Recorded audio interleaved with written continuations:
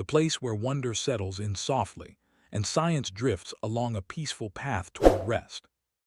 This evening, we start with an idea that could seem weighty at the outset, yet I assure you it will open gradually. Much like the careful turning of ancient pages in a volume that has rested quietly for billions upon billions of years. What if our species, humanity, isn't truly the magnificent high point of existence here on this world? What if, instead of standing as the ultimate achievement we so often assume, we are merely one passing section in the immense 4.5 billion year narrative of Earth? This question has always hovered quietly in the margins of our past, resembling a soft murmur that patiently awaits our attention. And once we truly hear it, the realization can stir a sense of unease. Yet strangely, it can also bring a deep, quiet solace, because it gently positions us inside something infinitely grander than our personal journeys or even the full span of our kind. Before we venture deeper, allow me a small, intimate question. Where exactly are you tuned in from this evening? Perhaps you're nestled beneath blankets, headphones nestled close, easing away the tensions of a full day. Perhaps you clicked play because rest feels just out of reach tonight, and you're seeking something calm and constant to accompany you. Or perhaps the timing isn't nighttime at all. Maybe it's during a quiet afternoon pause or while traveling through the morning light. No matter the hour or the place you find yourself, right now we share this single instant, connected across miles and meridians solely by a voice and a single wondering thought. If this kind of gentle wandering through big ideas brings you a measure of peace, if the unhurried rhythm feels comforting, or the sense of curiosity wraps around you like welcome companionship, I would be sincerely thankful if you chose to leave a like on this video or perhaps decide to subscribe. That small gesture helps this modest haven of tranquility find its way to others who might also crave a moment to rest, inhale deeply, and meander through concepts that feel both immense and quietly reassuring. With that said, let's softly step into the tale itself. The Chronicle of Earth reaches back roughly 4.5 billion years, attempting to truly visualize that immense stretch can feel almost impossible. Our minds struggle to grasp figures of such magnitude. We manage to picture thousands, perhaps even millions, but once we reach billions, the numbers dissolve into something more conceptual than concrete. Nevertheless, that vast duration represents the true age of the ground we walk upon, and throughout nearly the entirety of that epoch, our kind was absent. No humans walked, no early ancestors roamed, and mammals themselves had yet to appear for the great majority of it. When you examine the full arc of Earth's existence, the era we occupy registers as extraordinarily fleeting, a slender mark near the far edge of an extraordinarily extended record. Picture compressing the complete history of our planet into just one ordinary day. Formation begins at the stroke of midnight, with a glowing orb of liquid rock slowly solidifying beneath a turbulent, storm-filled heaven. The very first traces of basic life emerge around 4 in the morning, minuscule, drifting microorganisms inhabiting primordial seas. Multicellular forms only emerge as dusk approaches. Dinosaurs make their entrance very late in the evening. And in this same 24-hour framework, our own species arrives merely in the final handful of seconds just before the clock strikes midnight once more. All of recorded human history, every city, every empire, every written word, amounts to scarcely more than the briefest flicker of an eyelid. Yet so often we carry on as though the entire planet had been patiently preparing itself for our appearance, as though mountains were sculpted, rivers etched their courses through stone, and vast woodlands grew tall expressly in anticipation of us. The reality, however, carries far greater humility. Earth has endured wave after wave of profound change, mass die-offs, and fresh rebirths entirely without our involvement. And it will keep doing exactly that for eons after our time has passed. The planet requires nothing from us to bring its narrative to fulfillment. We belong within that narrative, certainly, but only as one element among countless others, never as its ultimate resolution. Consider the countless forms of life that preceded our own. Trilobites scuttled over ocean floors more than 500 million years in the past, their jointed forms preserved in stone, where they still catch faint glimmers of light even today. Immense woodlands sprang up during the Carboniferous era, trees stretching skyward in a realm where certain insects reached the dimensions of modern birds. Reptilian creatures held sway across land, waters, and air throughout the long reign of the dinosaurs. Each of these lineages enjoyed its own period of prominence, its chance to leave an unmistakable imprint upon the world. And in every case, that era eventually drew to a close, sometimes through gradual fading, sometimes through sudden catastrophe, but always with a kind of inexorable certainty. The disappearance of species is far from uncommon. In truth, it represents the prevailing pattern. What endures across deep time belongs to rock and sea far more than to any living form. And now we arrive at our own moment. Humanity, equipped with intricate speech, ingenious implements, expressive creations, and ever-advancing machinery. We frequently describe ourselves as though we had attained the absolute summit of evolutionary development, as though conscious awareness represented the ultimate destination of biological processes, and we ourselves were the long-awaited endpoint of that journey. But suppose that perspective misses the larger truth. Suppose that the particular form of intelligence we possess is merely one possible approach among a multitude of strategies. Simply one trial conducted within the boundless experimental arena of natural selection. It may persist for a considerable stretch, or it may not. In the distant future, perhaps millions or tens of millions of years ahead, an entirely unfamiliar kind of organism could step forward to claim attention. To that future life, we might appear as an intriguing yet ultimately short-lived trial run, much the same way we regard the great reptiles or the spiral-shelled ammonites of long ago. Viewed through this lens, a certain lightness begins to settle in. Because if our presence is indeed finite, if we represent not the crowning achievement but merely one segment in an ongoing sequence, then the immense burden of bringing the entire tale to perfect completion no longer rests upon our shoulders. Our purpose lies not in achieving eternal duration, but in fully inhabiting the present instant, in making whatever impressions we are able to leave during our allotted span, and in peacefully acknowledging that those impressions will, in the fullness of time, gradually dissolve. The planet possesses patience on a scale we can scarcely fathom, peaks thrust upward only to wear slowly away, seas expand then contract once more. Weather patterns shift across ages, entire groups of organisms emerge and then slip quietly from existence. We form no exception to this enduring cadence, we are woven directly into its fabric.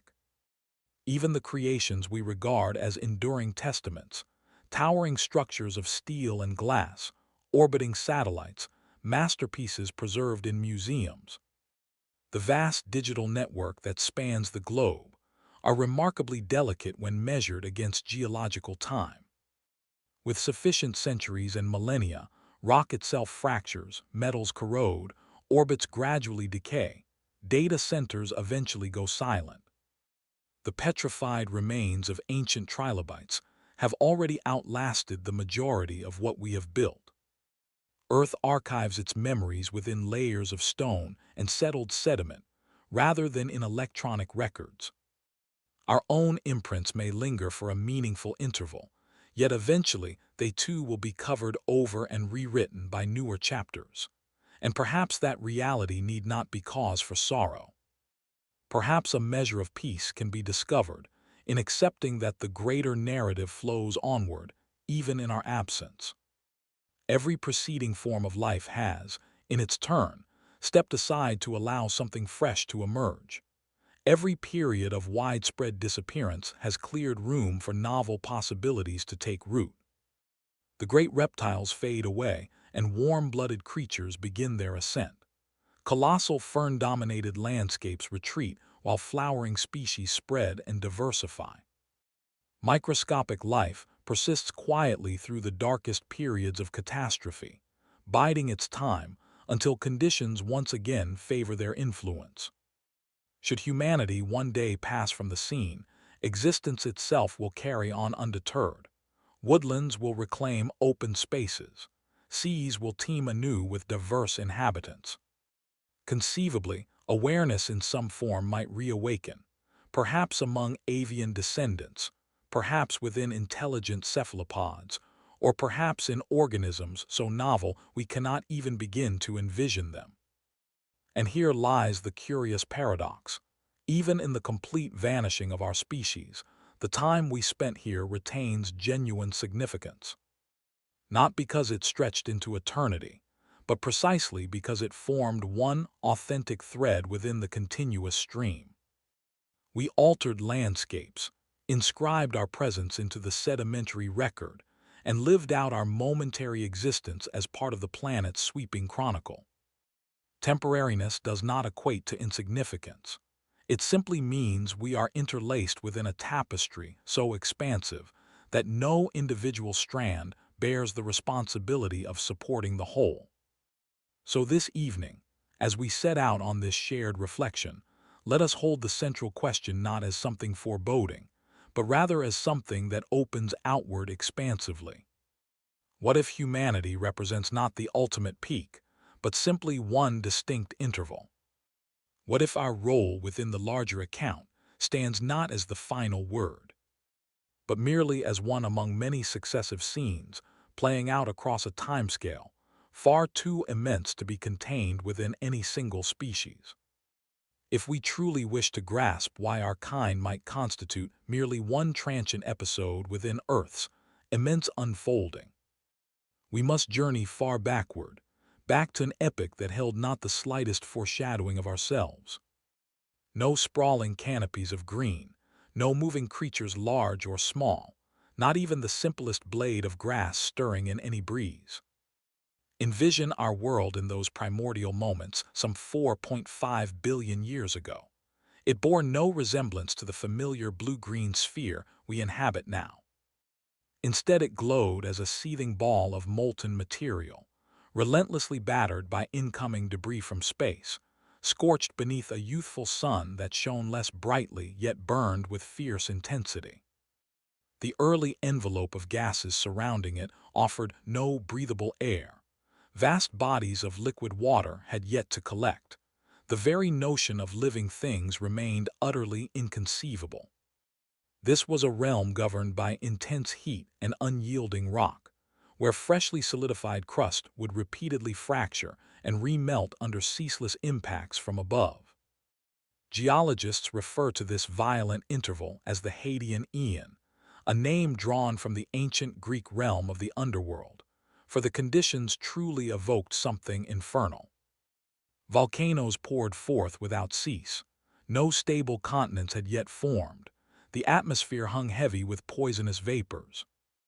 Nevertheless, from within this turbulent disorder, the very first tentative movements toward the familiar world began to take shape. Gradually, the barrage from space diminished. The surface temperature slowly declined. Moisture started to accumulate. Frozen comets delivered water in the form of ice, while volcanic outgassing released steam that cooled and fell back as precipitation. Across countless millions of years, those persistent rains gathered into depressions across the cooling crust, until at last the first true oceans took form. Try, if you can, to imagine the sound of that endless rainfall, drop following drop across centuries, until broad seas extended beyond any horizon. At the beginning, those waters remained utterly still and empty. No schools of fish moved through their depths. No algal growth fringed their edges. They function purely as vast chemical reactors, blending dissolved elements and compounds, agitated by tidal forces and warmed by emissions rising from deep within the crust. And in that unlikely setting, an event of profound wonder occurred. Though the precise pathway remains a subject of lively scientific discussion, somewhere amid those quiet, sunlit shallows the first living entities appeared. These initial microbes, organisms so minute they escape detection by any unaided eye, managed to emerge and discover the means to copy themselves. They possessed nothing resembling a nervous system, no capacity for reflection, nothing we might recognize as mind. Yet within their simple structures burned the very first flicker of novelty, the potential to increase, to adjust, to give rise to ever greater variety through time. And at this precise juncture the authentic narrative of Earth truly commences. For without those primordial single-celled pioneers, no subsequent chapter could possibly have unfolded. It proves deeply humbling to acknowledge that the forms we routinely dismiss in the present day, bacteria, along with other single-celled beings, once held unchallenged sovereignty over the entire planet. They fundamentally altered the composition of the air itself. They pioneered the process of capturing sunlight to produce energy. They gradually purified ancient seas once thick with iron into clearer waters capable of supporting more elaborate forms. Indeed, across the overwhelming majority of our planet's existence, life consisted exclusively of these microscopic entities, not merely for some fleeting interval, but across multiple billions of years. Pause to absorb the scale of that truth. Our world measures approximately 4.5 billion years in age. Yet for nearly 3 billion of those years, biological organization advanced no further than individual cells. During that immense stretch, the surface of Earth remained anything but inactive. Land masses were just beginning to coalesce, though they appeared utterly foreign compared with those we recognize today. They drifted across the globe in slow motion, occasionally colliding with tremendous force or rifting apart, raising mountain chains that in turn wore down again, long before the outlines of our modern continents emerged. The composition of the sky underwent profound evolution as well. In the earliest phases, Earth's gaseous envelope contained virtually no free oxygen, only carbon dioxide, methane, nitrogen, and other compounds. Had any unprotected traveler somehow arrived in that environment, survival would have lasted mere moments. Then, however, humble cyanobacteria began releasing oxygen molecules as a side effect of their photosynthetic activity. Initially, that liberated oxygen bonded with dissolved iron throughout the seas, leaving behind striking bands of red-colored rock that remain visible in ancient formations even now. Over extended periods, though, the gas continued to accumulate within the atmosphere until it triggered what geologists term the Great Oxidation Event, one of the single most transformative episodes in the entire history of the planet. It rendered the air poisonous to vast numbers of earlier organisms unable to tolerate the new molecule, while simultaneously creating conditions that permitted far more elaborate and energy-efficient forms of life to eventually develop. Picture yourself standing upon the surface during those remote early times. The scenery would appear stark and forbidding, scattered volcanic islands rising from wide expanses of open water, barren expanses of exposed rock devoid of any greenery, an atmosphere tinged with unusual hues from ongoing volcanic emissions, frequent flashes of lightning cutting through dense cloud layers. The air would carry sharp notes of sulfur and metallic tang. Yet beneath the surface of those early seas, concealed from view, the first cellular entities multiplied steadily, subtly shifting the chemical equilibrium of the entire world one infinitesimal increment at a time. No forests stretched across horizons. No creatures called or moved upon the land.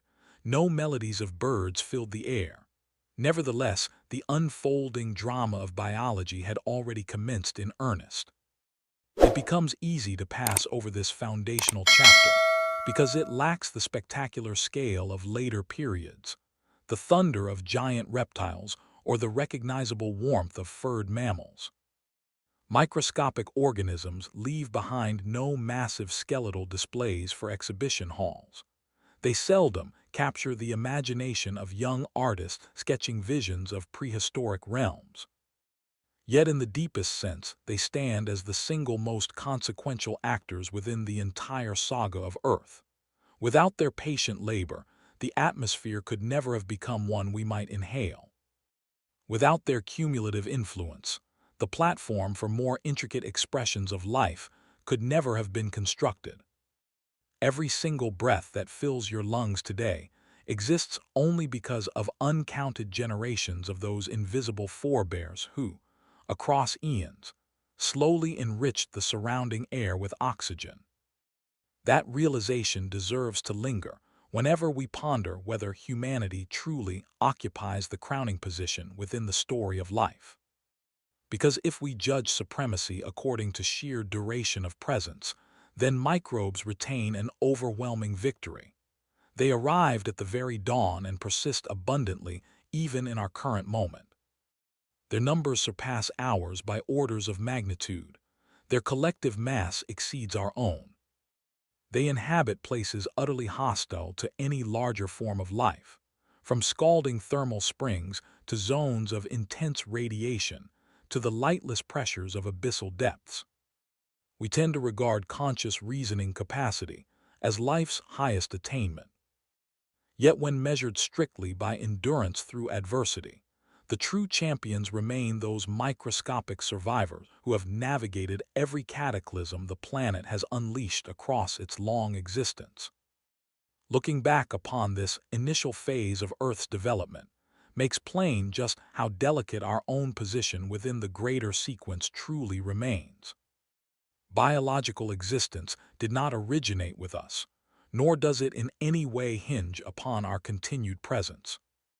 The planet's original inhabitants consisted not of people or even animals in any recognizable sense, but rather of exceedingly small cellular entities visible solely under magnification. And yet those humble cells exerted influence over subsequent directions in ways they themselves could never have anticipated. They held no awareness that their quiet persistence would eventually enable the rise of sprawling woodlands, buzzing insects, warm-blooded creatures, or thinking beings. They simply carried on, persisting, adjusting, reproducing, enduring. Perhaps that very pattern offers something worth carrying forward ourselves. True persistence within the natural order depends far less on dramatic spectacle or exceptional cleverness than on the capacity to align oneself with the prevailing currents of the world, however severe those currents may become. The planet extends no permanent warranty of survival to any of its residents, not to the once abundant trilobites, not to the long dominant dinosaurs, not to the vanished giants of ancient woodlands. And it will extend none to our own lineage either. What the Earth consistently honors, however, is flexibility, steady endurance, and the ability to recover from setbacks. Microbes embody those qualities in extraordinary measure, which explains precisely why they remain present, flourishing vigorously, still poised for whatever may come next long after so many more conspicuous forms have faded entirely from the scene. As our world transitioned away from its original molten violence toward a state featuring stable seas and the slow beginnings of an oxygen-containing atmosphere, preparations were quietly underway for entirely new chapters yet to unfold. Those chapters, however, remained distant by any human measure. Across billions of years, the planet continued in what we would consider profound stillness. No vocalizations of animals, no whisper of foliage stirred by wind, no beating of wings overhead. Only the steady sigh of breezes, the rhythmic crash of waves, the occasional rumble of volcanic activity, and the unseen, ceaseless activity of cells dividing in darkness. It constituted an extraordinarily patient opening movement, deliberate, measured, unhurried, and it gently reminds us that the temporal scale belonging to Earth stands utterly apart from our own. What appears everlasting within our brief experience registers as momentary within the memory of the planet, while spans we regard as agonizingly prolonged amount to scarcely more than fleeting episodes in its deep recollection. 5 threes fast, they granted us endurance. They enabled modest bands of people to journey greater distances, adjust to unfamiliar weather patterns, and venture into territories that remained out of reach for others. By the moment Homo sapiens first emerged, roughly 300,000 years in the past, those essential building blocks had already taken root within us. The capacity to craft implements, to command flame, and to share intricate thoughts had become deeply embedded in our nature. They formed the delicate origins of what would one day grow into organized societies and advanced ways of living. What stands out most is how unremarkable those early moments probably appeared in the living of them. Picture a small cluster of our distant forebears seated near glowing embers. They held no grand visions of species-wide destiny, no plans for erecting towering metropolises or composing enduring texts. They simply warmed chilled fingers, prepared meals over the flames, warded off lurking threats in the darkness, perhaps exchanged soft sounds of amusement or offered quiet reassurance to one another. Yet those humble, everyday actions laid down the groundwork for everything familiar to us today. And once more, this brings us back to the realization that the human journey arises not from some predetermined fate, but from fortunate circumstance and inherent vulnerability. We ascended not because success was assured, but because modest edges gradually stacked upon one another across immense stretches of generations. Flame came under control. Spoken expression grew richer and more nuanced. Shared customs and understandings slowly coalesced. Each advance rested upon what preceded it, frequently in entirely unforeseen directions. Our origins also reveal how profoundly we rely upon mutual support. Isolated individuals among our early kin could scarcely have persisted. Maintaining fire demanded ongoing effort. Securing nourishment required distribution among the group. Protecting the vulnerable young called for collective vigilance. Complex communication strengthened those essential bonds of cooperation. Yet the fundamental drive to remain together had always been woven into the fabric of our continued existence. We became social creatures not merely because companionship feels agreeable, but because it proved indispensable for enduring. So when we ponder once again whether our kind stands as the ultimate high point of earthly existence or merely as one fleeting interval, it proves helpful to glance backward at just how tenuous those initial flickers truly were. We never represented an unavoidable outcome. We held no cosmic guarantee of endless duration. We emerged as the descendants of modest survivors who mastered the art of carrying on, who discovered vital sparks within flame and in the evolving power of words, who succeeded in constructing layers of existence that reached beyond bare subsistence. And those very sparks, potent though they remain, offer no promise of everlasting stability. Flames can gutter and die. Spoken traditions can gradually slip away. Entire ways of life can unravel completely. Just as they once kindled into being, they hold the potential to fade once more. Once command of fire along with sophisticated expression provided that initial secure footing, the human narrative began to gather noticeable momentum. Across hundreds of thousands of years, the rhythm of transformation remained measured and deliberate. Implements evolved only incrementally. Ways of living stayed closely bound to foraging and pursuit of game, while day-to-day existence continued to carry real peril. Yet at some point, the cadence began to hasten. Discoveries started layering upon one another. Accumulated understanding grew steadily denser, and alterations that once demanded many millennia to take hold began unfolding across mere centuries, then within single lifetimes, and eventually at even swifter rates.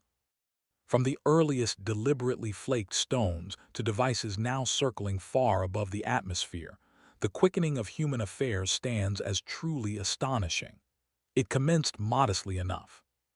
Edges honed on stone, transformed into effective points for spears and chopping tools. Our ancestors learned to bind those sharpened pieces securely to lengths of wood, converting simple rocks into implements capable of striking from afar with considerable power. Pursuit of game grew markedly more reliable, protection against danger more assured.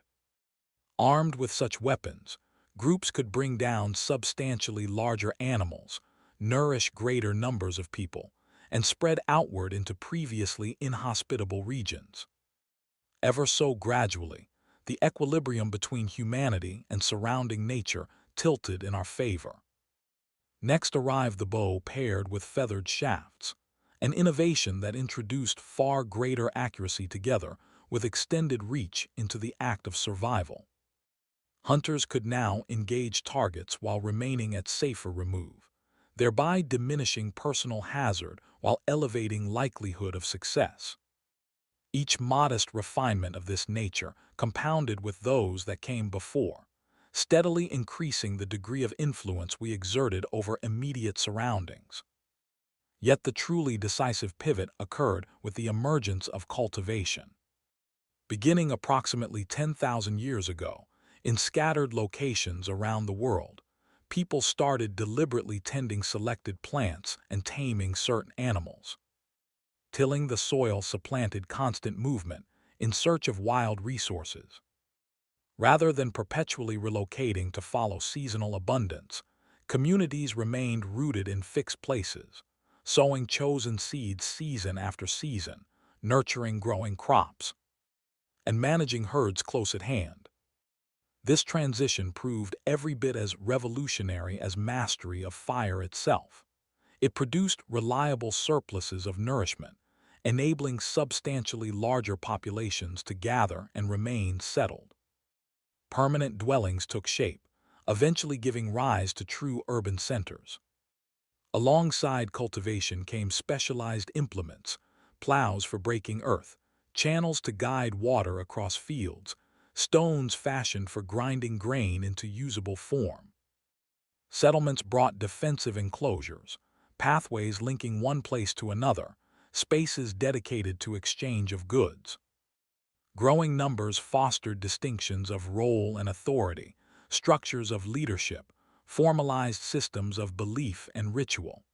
With each successive layer, the tempo of alteration intensified further.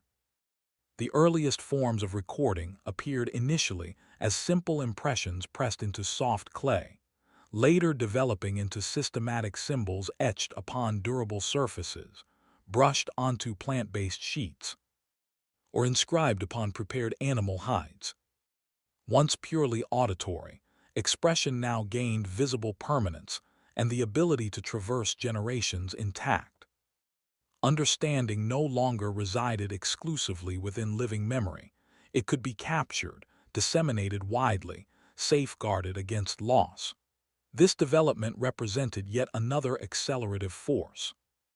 Societies emerged, then dissolved across the centuries, each contributing fragments that subsequent groups incorporated and extended. The invention of the wheel, early systems of numerical reckoning, observations of celestial movements, rudimentary approaches to healing, techniques of construction, all built successively upon prior foundations. Exchange networks spanned widening distances, carrying not only material items but concepts, techniques, and innovations as well. Armed struggle frequently drove rapid advances in craftsmanship and engineering, even while intervals of relative calm permitted artistic expression and systematic inquiry to deepen and flourish. Humanity had shifted beyond mere persistence. It had begun actively reconfiguring the surrounding world according to its own designs. Working with metals fundamentally altered available materials for both utility and conflict. First bronze, later iron, eventually refined steel provided far greater strength and versatility than wood or stone alone. Seafaring vessels bore explorers across previously uncrossable expanses of water. Instruments for orientation, detailed charts of coastlines and heavens, increasingly precise methods of position finding steadily diminished perceived distances between distant shores. Mechanisms for duplicating texts through movable type dramatically expanded access to recorded thought, allowing ideas to spread with unprecedented rapidity and breadth. Devices to magnify distant objects unveiled the immense architecture of the cosmos. Instruments capable of enlarging the minuscule revealed teeming realms invisible to unaided sight. Then, within the span of only the past few centuries, the rate of transformation grew almost vertiginously swift.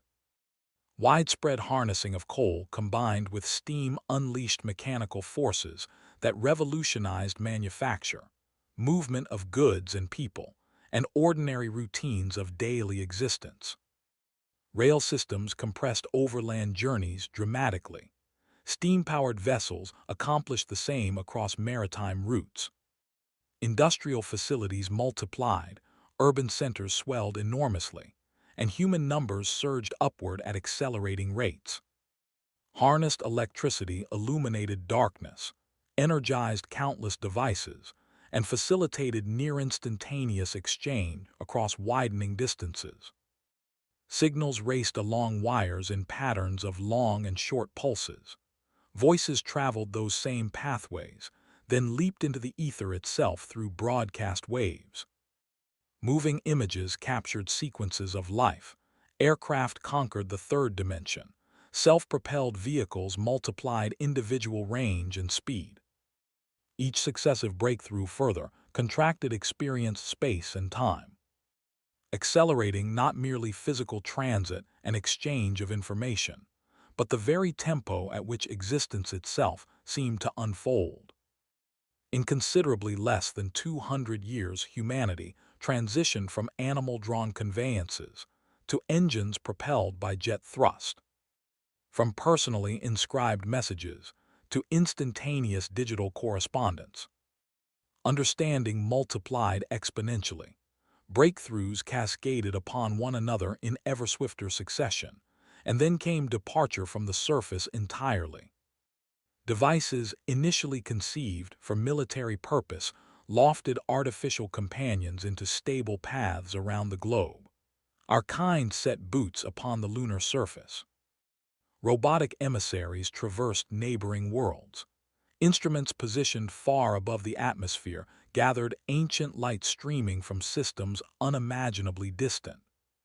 Tales once shared beside flickering campfires beneath the night sky had become tangible realities documented in light and data.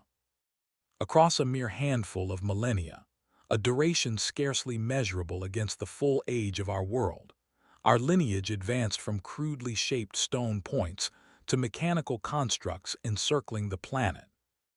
Continuously, no comparable surge of transformative capacity appears anywhere else within the long chronicle of biological existence. No other lineage has so swiftly and thoroughly remolded its surroundings, its methods of interaction, and the scope of its collective awareness. Yet the very swiftness that distinguishes our trajectory also prompts unavoidable questions. Can such relentless momentum prove sustainable across deep time? Might it persist without eventual limit? Or will it, like so many earlier ascents recorded in stone, ultimately level off or give way to decline? Acceleration inherently carries elevated hazard alongside opportunity. The very capabilities that enabled our expansion also equip us with unprecedented capacity for ruin. Flame that once provided warmth and security could equally consume vast stands of trees. Cultivation that nourished expanding populations simultaneously reconfigured entire natural communities. Industrial transformation generated widespread material abundance, yet loaded the atmosphere with compounds long absent in such quantities. Devices orbiting overhead bind global communication, while simultaneously serving as platforms for surveillance and weaponry. Every stride forward embodies dual potential, construction intertwined inseparably with the possibility of destruction. And it bears repeating that while this rapid unfolding appears monumental within our limited frame of reference, within the broader narrative of the planet it may prove comparatively brief.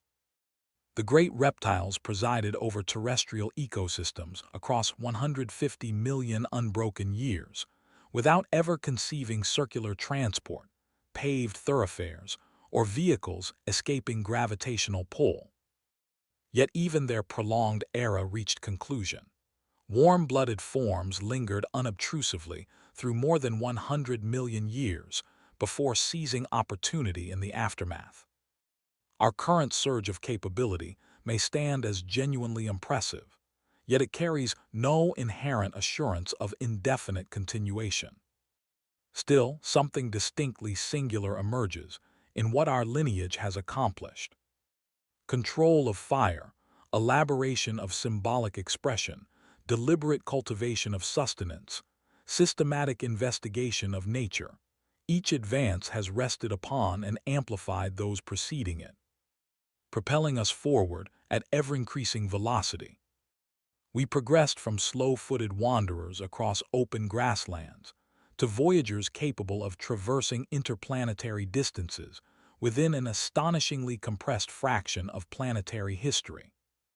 Pausing to truly consider that arc leaves one breathless with wonder. And so it returns us once more to the central wondering. Does this extraordinary quickening signify some lasting centrality for our kind within the larger account? Or does it represent merely another intense, comparatively short-lived flourish before the world continues along its own immense course? The accumulated record of preceding ages gently inclines toward the second possibility.